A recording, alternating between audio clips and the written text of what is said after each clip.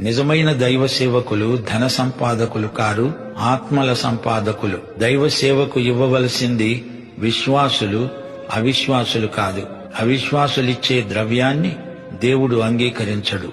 దేవుని సేవకులు డబ్బు కోసం బోధించరు, దేవుని ప్రేమను బట్టి బోధిస్తారు. దైవ సేవకుల అక్కరలను విశ్వాసులే గమనించి స్వచ్ఛందంగా సహాయం చెయ్యాలి. పౌలు అన్నాడు, నేను మీకు భారముగా ఉండలేదు గదా. అది దైవ సేవకుని మనస్సు.